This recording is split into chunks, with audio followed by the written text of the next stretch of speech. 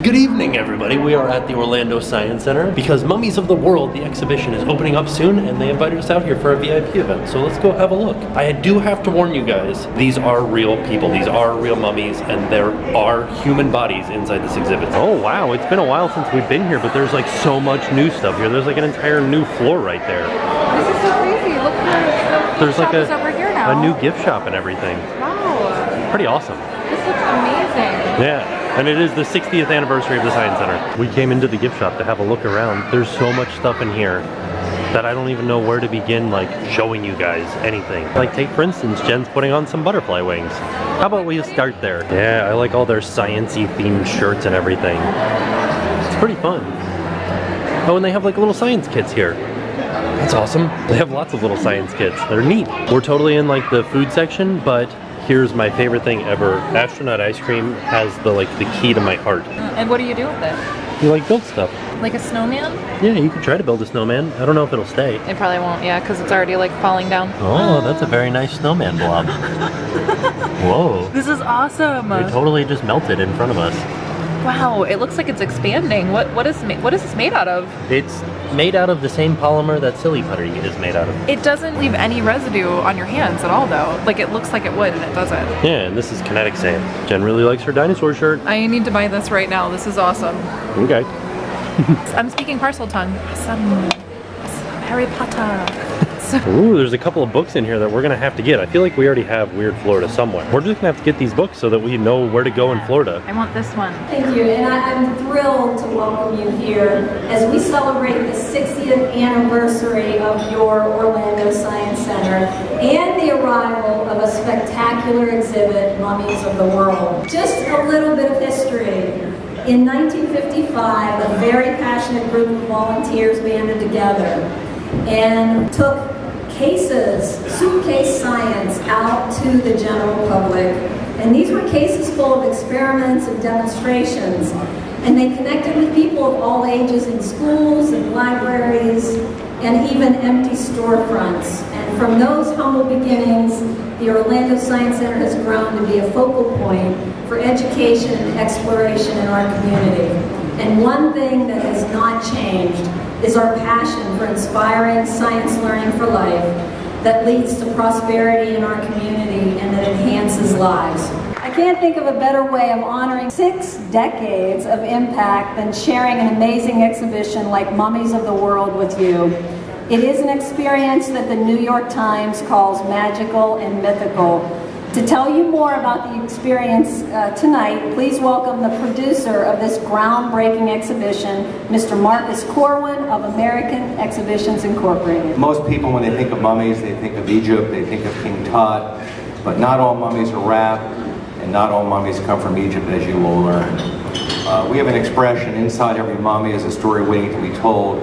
Mummies of the World tells many stories. You will see inside the Burns collection, which is a collection of anatomical mummies on loan from the University of Maryland Alumni Association. This is what doctors used to learn medicine in the 18th century. Also, in 1994, Ron Wade, working with a donor and famed Egyptologist Bob Breyer, they went back to Egypt and obtained all of the tools and procedures to create a modern-day mummy, which is never toured. You'll see Mubab inside, also featured by National Geographic. So this is the night for you all to go and enjoy the exhibition and enjoy the 60th anniversary of the Orlando Science Center. You have a great institution in this town. You should be very proud. Okay, we're going into the Mummies exhibit now, so be aware of that in the moment. We are going to show real mummified people, so if you don't want to see that, please turn off now. I think we should mention that not all of these mummies are Egyptian mummies. Anything that is in this just has soft tissue preserved, so that's like skin, hair, organs, stuff like that. So not all of these are Egyptian mummies, but they are still mummified bodies. So as we enter the exhibit, we see a sarcophagus lid here from a woman of high status. The reason that this sarcophagus lid looks so good is that the graphics and the illustrations and the hieroglyphs were painted onto a piece of cloth and then covered with a plaster in order to preserve them. And so this is one of the best looking sarcophagus lids that you would see. So I'm going to show you guys the first actual human mummies that are in this exhibit. This is the Baron and Baroness. They are from Germany, and they were mummified through natural causes. This is the Baron, and he was unusually tall for his area of the world, and he was buried with his boots on. One of the things that it says about his boots, though, is that he didn't wear them in life. They were specifically made for him in death, and you can see that there's no wear on the bottom of the soles. There's a thing here that kind of shows what different parts of a mummy might feel like. So this is embalmed skin. It feels just like leather. It feels like super leather. soft, like bog skin kind of feels like what? Like maybe a leather green jacket? Leather. Well, like a polished green leather. Yeah, bog bones? It feels like a chalkboard. Feels like It chalkboard feels or? like a chalkboard with like a feels like rubber. But like, yeah, it feels like rubber. Yeah. And then naturally preserved skin, which would be this Baron and Baroness right here. It feels kind of like paper, sort of. Yeah, it kind of does. Almost like a lambskin drumhead maybe? Yeah. And then fur and linen. So as we head further into the exhibit, we head to the Preserved by Nature section. The first thing that we come across is kind of dispelling the myth that all mummies are Egyptian, is that these are technically mummified animal remains. So we've got like a little zorilla here, which is basically like a polecat or a weasel. Uromastyx, a spiny-tailed lizard. This is a snow hare, a boxfish, and just a house cat. I didn't know fish could be mummified. I know. So this seems like the most popular section, which is the Egyptian section. And it's pretty awesome. So these are Egyptian mummies.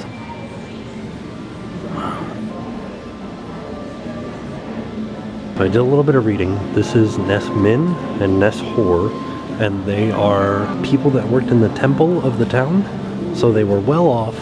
They were able to eat well, and in turn they were mummified as part of the church. They have a whole section on different artifacts that are associated with mummies and Egypt and everything. I've got scarab beetles and baboon statues and mummy cloth here. I want to show you guys a little trinket stuff that they used to bury people with. These are ushabtis. They're basically like little protectors or little servants that are buried with you so that you have like a little army of people helping you get to the afterlife, which is awesome. We're looking at some of these, and like after you're seeing them next to the other ones, you can definitely tell like this one looks like a little like figure, but when you're looking at it, like if you just look at that one, it looks like it could just be just a rock.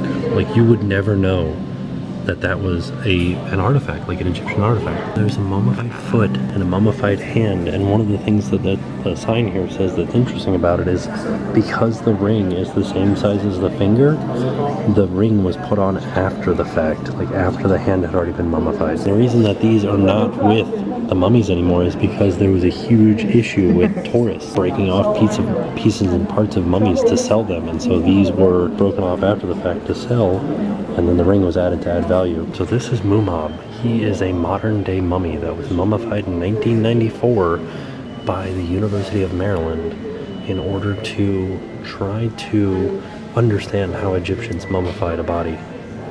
So he's just a recent mummy. So now we enter into the finale, and this is really interesting because this is an entire family. There was a church in a town called Vacs, which is in Hungary, kind of close to Budapest, and they were doing some renovations on it, and when they were ripped of the floorboards, they found a crypt with hundreds of bodies underneath, and some were mummified just like this.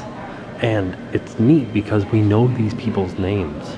Like this is Veronica, this is Johannes, this is Michael. This was an entire family that was all buried together, and we know their names through church records and everything like that. So we know how they died, we know how old they were when they died, we know when they died.